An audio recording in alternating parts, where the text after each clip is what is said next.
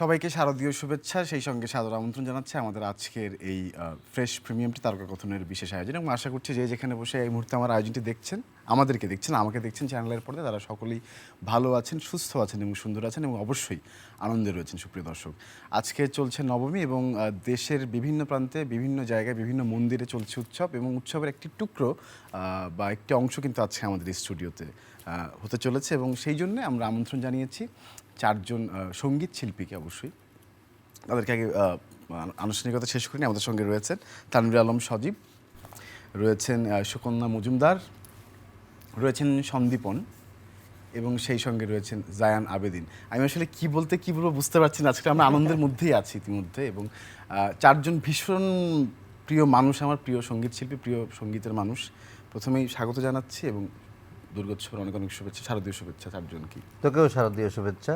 যা ইচ্ছা তাই বলবি। যা ইচ্ছে তাই আমি শুরুতে জিজ্ঞেস করছিলাম কিভাবে শুরু করবো, তখন সজীব ভাই বলছিলেন যা ইচ্ছে তাই বলবো। আজকে আনন্দের দিন আমরা, এবং আমি যেটা ভাবছিলাম বৌদি এবং সবাইকেই বলতে চাই, সেটা হচ্ছে যে আমাদের যে কি বলবো উৎসবের যে সম্প্রীতির ব্যাপারটা বহু আগে থেকে চলে আসছে, এবং ঈদ বলি, পুজো বলি, আমরা কিন্তু সবাই একসঙ্গে গান রিলিজ করি, এবং তারই কিন্তু পুনরাবৃত্তি আজকে ঘটেছে। গান নিয়ে আজকে আমরা বসছি এবং এটা অনেক আনন্দের একটি ব্যাপার। আমি জায়ানকে দিয়ে শুরু করি। জায়ান, এবারে তোমার পুজোর নিবেদন কি যদি জিজ্ঞেস করি? আসলে সনাতন ধর্মাবলম্বী যারা আছেন সবাই আসলে খুব ভালো মনের, আমি একটা ব্যাপার বলবো অবশ্যই, এবং তাদের জন্যই আসলে উপহার স্বরূপ এবার একটা পুজোয় গান দিয়েছে।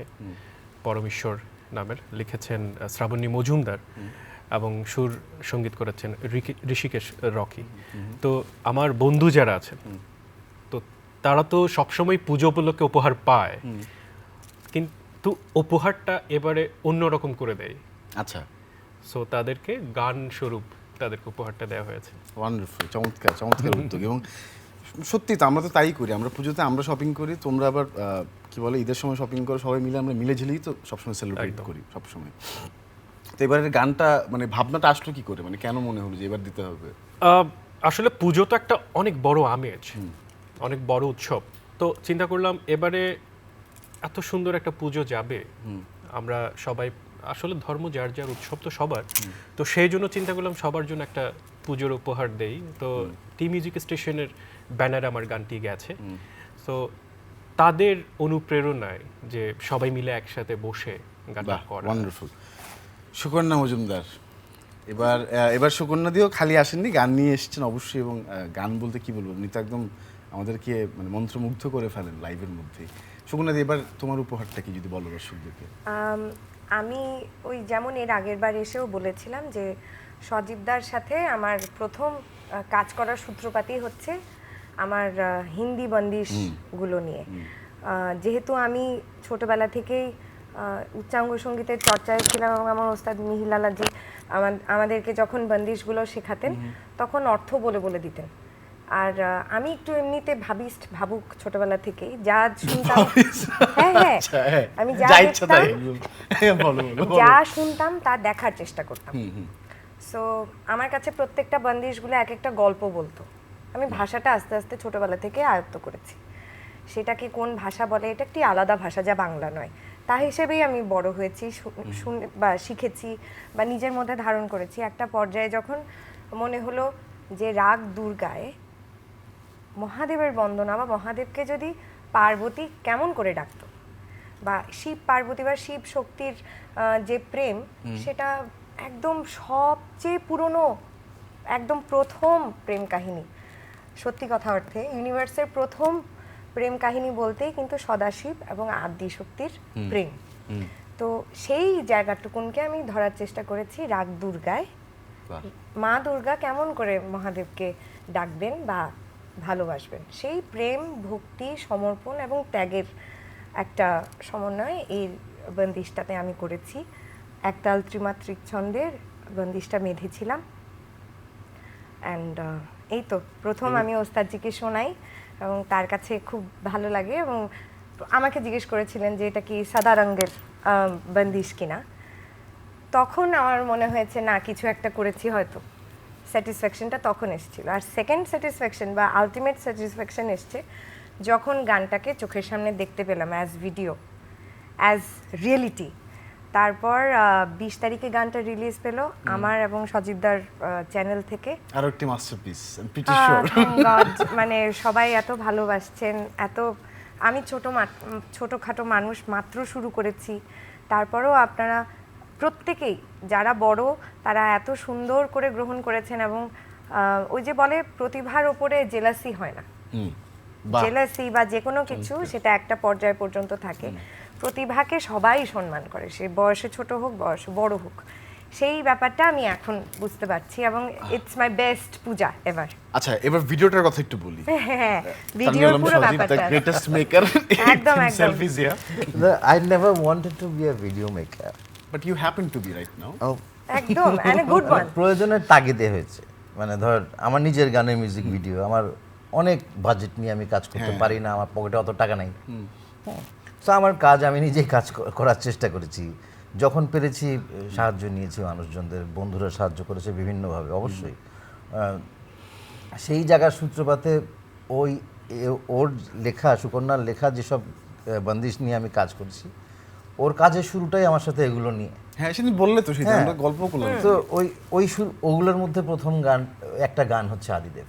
ও আই সি। সো এটা নিয়ে মিউজিকের কাজ আমি অনেকবার কাজ হয়েছে, ওর সাথে কথা কাটাকাটি হয়েছে যে না এটা এরকম হবে না, ওটা এরকম হবে। হ্যাঁ, তো ওই জায়গাটা ধর কেউ তো কারো গ্রুমার বা কারো বয়সে বড় কারোর সাথে মুখে মুখে কথা বলে না, না, ওই জায়গাটা আমি ওকে দিয়েছি, মানে ও সেটা অর্জন করেছে। হ্যাঁ, ওর নিজের প্রতিভাও অর্জন করেছে, ওর জ্ঞানেও অর্জন করেছে। So I do fight with her when we make something, right?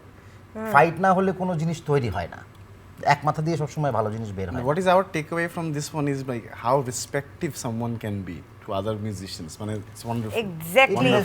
Exactly, that shows. এটা আমার শিক্ষা, এটা আমার আসলেই শিক্ষা, আমি শিখে বড় হয়েছি। আমার বাবা মাও আমাকে এটা বলেছেন যে প্রশংসাগুলো নেবে, কানে রাখবে না। হ্যাঁ, সো ওই জায়গা, তোমার বাবাও তো একজন বিখ্যাত সঙ্গীত শিল্পী, মানে সেই জায়গা থেকে আসলে ওই শিক্ষাটা ওইখান থেকে চলে আসে somehow. সো ওই মেক করতে করতেই মানে ধর আমাদের বন্ধুর একটা জায়গা আছে, হ্যাঁ, ওখানে আমরা গেলাম। হ্যাঁ, ওখানে গিয়ে আমরা মনে করলাম যে বিভিন্ন জায়গায় একটু যাব, লং শট নেব, ওয়াইড শট নেব, হ্যাঁ হেঁটে যাবে, এই হবে সে। তারপরে যে গরম, জীবন, হ্যাঁ সেই গরমের ঠেলায় গরম আমাদেরকে বাধ্য করলো যে আরাম করে দেখতে, আমি ঠান্ডা একটু হতে। ইনক্লুড করি, Sure. জায়গাটা হচ্ছে আমাদের প্রত্যেকের খুবই আদর, তুমিও জানবে, আমাদের খুবই ভালোবাসার জায়গা। অনন্যা রুমাদি, তার একটা খুবই সুন্দর জায়গা হয়েছে গোলাপ গ্রামে, নাম হচ্ছে মহামায়া। তো দুর্গার বাণী টু মহাদেব, সেটা তো মহামায়াতেই হলে খুব ভালো হয়। তাই আমরা যেই ভাবা সেই কাজ একদিনের মধ্যে চলে গিয়েছি এবং তারপর মনে হলো না, গানটা একটু সিম্পল রাখার চেষ্টা করেছি, যেহেতু ভিডিওটাও অ্যাজ সিম্পল অ্যাজ পসিবল রাখার ম্যাজেস্টিক চেষ্টা হয়েছে, আমি দর্শকদের দেখাতে চাই, দেখে No, তারপর thank বলছি। you. চলুন প্রিয় দর্শক। Thank you. आदिदेव महादेव तुम मोरे स्वामी, आदिदेव महादेव तुम मोरे स्वामी, मन मोह छब पे, मन मोह छब पे, मत मारे सब हारे, आदिदेव महादेव तुम मोरे स्वामी।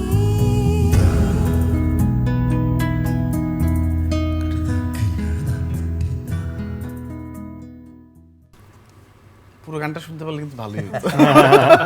নিশ্চয়ই ইউটিউবে আছে, সেজন্য অবশ্যই ইউটিউবে আছে। হ্যাঁ, সেজন্য পুরো গানটা দেখানো যাবে না, আমাদের অনেক গল্প বাকি আছে।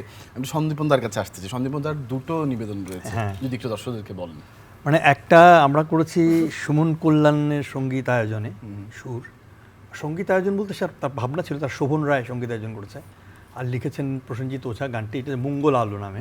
মানে গানটির মজা হচ্ছে যে আমরা একদমই প্রচলিত একটা টিউন কিনতে নিয়েছি, যেটা আমাদের আবহকালের এই লোকযোধার টিউনটা বিভিন্ন সময় বিভিন্ন গানে ব্যবহৃত হয়েছে। আর গানের মধ্যে আমরা চারজন ছিলাম, অবন্তী সিথি, সুকন্যা এবং সুমন কল্যাণ নিজে, আচ্ছা। আর আমরা আমি তো ছিলামই। তো এটা একটা মানে মজার একটা বিষয় হয়েছে যে মাকে স্তুতি করে একটা গান হয়েছে। আরেকটা গান করেছি জি সিরিজের ব্যানারে, বছর ঘুরে এসেছে আবার। সবচেয়ে মজার বিষয় হচ্ছে গানটি লিখেছেন রাকিবুল বারী এবং সুর করেছেন অন্তু গোলন্দাজ এবং সঙ্গীত আয়োজন অন্তু গোলন্দাজ। ও বাহ, মানে এটা মজার বিষয় হচ্ছে যে এই যে তানভীর ওই যে সুকন্যার গান কম্পোজিশন করছে, আমার গানটা লিখেছে ঠিক রাকিবিল, মানে এখানে কোনো Exactly. ধর্ম বর্ণ সব একাকার হয়ে গেছে। একদমই না, একদমই না। মানে এটা মজার একটা বিষয় আর কি, যে যারা কাজ করেছেন তারা কিন্তু আমাকে যে বললাম যে আমার যে সোলো যে গানটা হয়েছে, ওদের যে ভালোবাসা, দাদা আমরা একটা পুজোর গান করেছি, আপনাকে দিয়ে গান গাওয়াতে চাই, তো ওদের যে আন্তরিকতা আমাকে ভীষণ রকম মানে মুগ্ধ করেছে। কেন কি এখানে সমস্ত কিছুর ঊর্ধ্বে মানুষ সমস্ত কালচারকে সবাই প্রায়োরিটি দিচ্ছে, যে আমার কালচারটাকে ভীষণ রকম করে ধারণ করে ওরা গানটা বানিয়েছে। তো এটার মতো বড় প্রাপ্তি আর কিছু হয় না আর কি। তো দাদা হ্যাঁ, আমরা একটু গানটা দেখে আবার গল্প হ্যাঁ, ফিরছি। please, চলুন প্রিয় দর্শক, বলে এই গানটা পুরো দেখলে ভালো লাগবে। আমরা যে কি পরিমাণ ড্যান্স করেছি পুজোর আগে, পুজো করে ফেলেছি, হ্যাঁ, তাই না? পুজোর আগে যে পুজোর আনন্দ, একদম। সবাই মিলে যখন শুটিং হচ্ছিল, সে একটা অন্যরকম আনন্দ আর কি। একদম। এবং সন্দীপনদা বলছিল এই যে এখন আসলে আমরা এতটাই মিলেমিশে একাকার, আসলে এই বিষয় নিয়ে কথা বলবার দরকারই নেই, কারণ হ্যাঁ, আমরা আসলেই। আসলেই আমাদের উৎসব কিন্তু সবার একই উৎসব। সেটাই, একটা জিনিস খেয়াল করে দেখবে, ডিজে মিউজিক ছাড়লে কিন্তু মানুষ একরকম করে নাচে, আর যেখানেই ঢাকের আওয়াজ হোক সবাই কিন্তু আরেক রকম করে নাচে। কোথায় একটা দোয়া সেটাই দেয়। বাংলা, নাচটা একটু সেটাই আলাদা, বাংলা। হ্যাঁ ঠিক বলেছো তুমি। এবং জায়ানও কিন্তু নেচে একটা গান মনে এবার করেছে আমার হ্যাঁ, মনে হয়। একেবারে। মানে সেই গানটি সম্পর্কে বলো না জায়ান। ওটা আচ্ছা আমরা দেখে বরং আসি হ্যাঁ, নাকি, sure, কি বলো? sure, please. দেখে আসি, চলুন প্রিয় দর্শক। অনেক বড় ক্যানভাস কিন্তু অনেক বড় জায়ান কি এটার মধ্যে এবং অনেক বড় বাজেট। Right right. না, বাজেটের কথা বলতে গেলে কি উপহারটা আসলে বাজেটের মধ্যে পড়ে না, এটা একেবারেই মন থেকে দেয়া। ভালোবাসা তো একদম। চিন্তা করলে জান, ভালোবেসে এটা দেই তোমার হ্যাঁ, থেকে, ঠিক, ঠিক। তোমার তরফ থেকে এটা আমাদের জন্য একটা উপহারই বটে। একদম একদম কিন্তু উপহারের পেছনে কত বাজেট থাকবে সেটা নিয়ে আমরা না, না। ভাবছি না। একদম। আমি যেটা ভাবছি, আমরা যেটা ভাবছি যে মানে মণ্ডপে যখন এই গানটা বাজবে যায় না, তখন কত ভালো লাগবে আসলে। হ্যাঁ, হ্যাঁ, সবাই যখন এই গানটার সঙ্গে নাচবে তখন আমাদেরই আসলে ভালো লাগবে। একজন শিল্পীর জন্য আসলে আনন্দের সবচেয়ে বড় ব্যাপার হচ্ছে তার গানটা অনেকেই শুনে, হ্যাঁ রাইট। অনেক জায়গায় বাজে সেটা, এবং ফোন করে বলে যে জান তোমার গানটা শুনেছি, তোমার গানটা ভালো হয়েছে। তো অ্যাপ্রিসিয়েশন অ্যাকচুয়ালি অনেক কোনো অনেক বড় জায়ান একটা না, ব্যাপার। সেই হৃদয়টা আছে, ওই যে মানে এরকম পূজারি হৃদয় না থাকলে তো এক্স্যাক্টলি। হ্যাঁ হৃদয় এটা দিয়ে গম্ভীর কথা বলে রাইট, মানে ঠিক আছে। অনেক গভীর কথা হয়ে গেছিল জাস্ট। সবাই ভাই বলো এখন কি অবস্থা, মানে মানে বৌদি সব হৃদয়ে হৃদয়ে।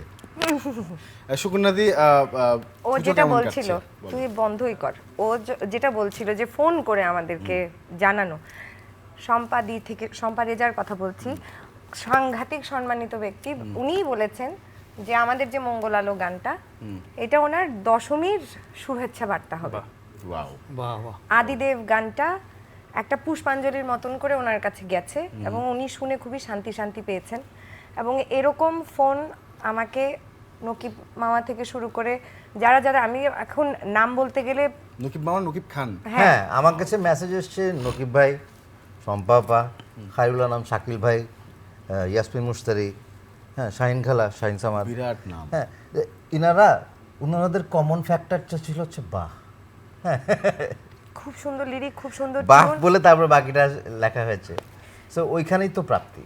ও যেটা বলছিল যে ফোন করে করে সবাই বলছে ভালো লেগেছে, এই যে ফোন করার ইচ্ছাটা ক্রিয়েট হয়েছে সে কারণে যে আমাদের এত বড় একটা ইন্সপিরেশন এবং সেটার যে ফলশ্রুতি কি, কতটুকু স্পিড বেড়ে গেল আমাদের কাজের, বা আমার স্পেশালি লেখার সুর করার যে একটা অদম্য উদ্যম তারা দিয়েছেন, সেজন্য অসম্ভব কৃতজ্ঞ আমি। আরেকটা মজার ব্যাপার প্রযুক্তির কল্যাণে যেটা হয় যে ওয়াচ পার্টিটা হয় যখন সবাই কিন্তু দেখার সুযোগটা পেয়ে যায় ওই সময়, দেখে কিন্তু বুঝে ফেলে বললি? গানটা রিলিজ Watch হয়ে গেছে। party। এটা একটা প্রসেস সুকন্যাদি, তোমাকে বুঝতে হবে এটা পরে।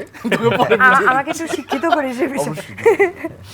একটা লাইভ পারফরমেন্স বা কিছু একটা হবে কিনা আজকে সুকন্যাদি যদি হ্যাঁ কিছু একটা বাজা, বাজাবো? সুকন্যাদি কিছু একটা বাজা। সুকন্যাদি ভাবছে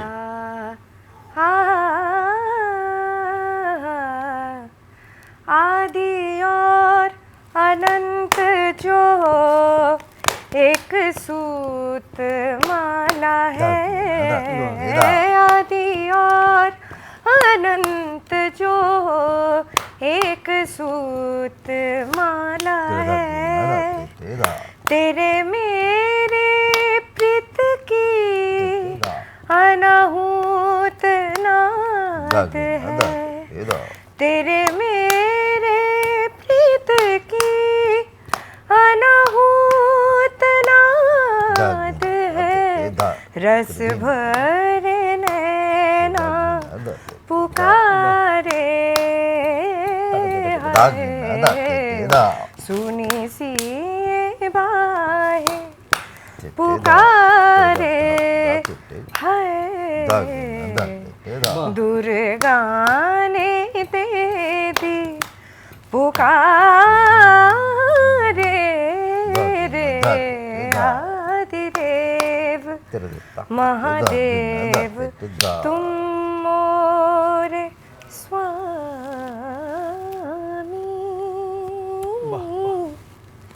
বাহ এরকম এটাই দরকার ছিল জায়ান একটা লাইভ পারফরমেন্স হবে নাকি শিওর এটা আসলে তো মজার একটা আনন্দ, মজার একটা গান। তো এই গানটি জগৎ পিতা জগত মাতা হর গৌরী হর শিবম নম নম ত্রিনেত্রম পবনীশ্বর মালিকাম। জগৎ পিতা জগত মাতা হর গৌরী হর শিবম নম নম ত্রিনেত্রম পবনীশ্বর মালিকাম। তারারারা তারারারা ভোম ভোম ভোম শিব শঙ্কর তারারারা তারারারা ভোম ভোম ভোম শিব শঙ্কর।